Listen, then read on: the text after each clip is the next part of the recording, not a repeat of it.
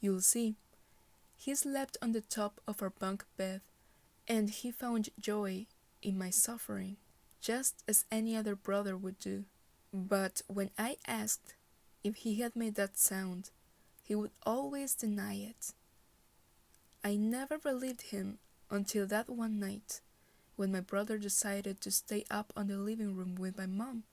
I could hear them talking and laughing. Those sounds somehow made me feel safe. And that's when it happened. The sound of a hand banging against the wall.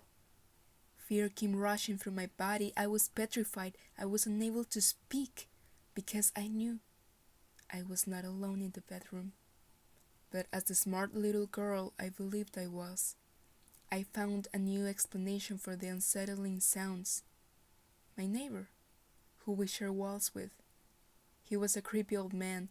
No kids, no wife, just alcohol every night. I could hear him tossing bottles, coughing, and making all of the sounds that could come out of a drunk man.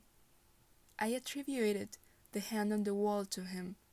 In my imagination, he was struggling not to fall, so he would rest his hand on the wall.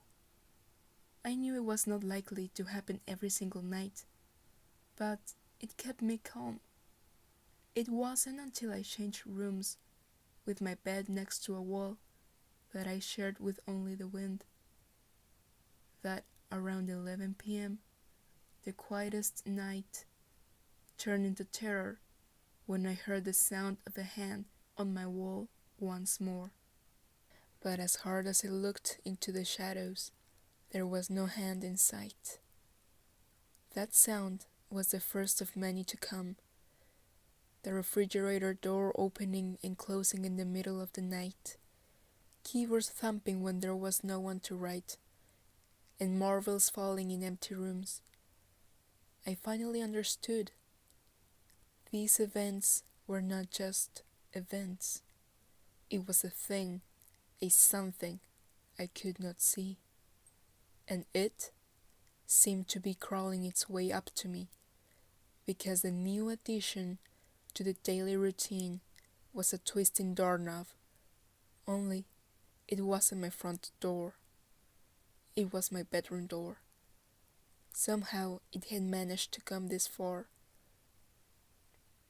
At the beginning, it was just a twist, a sound even I wondered if it really had happened. After a few more tries, the twisting became longer and more violent.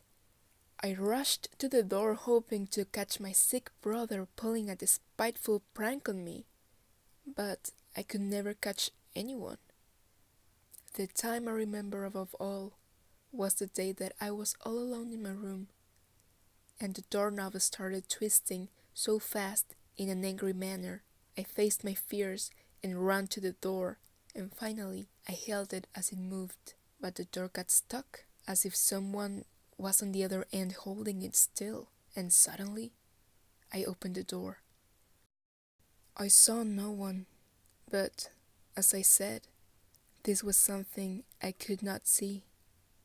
Maybe it stood there, feasting on the damage it was making to my soul.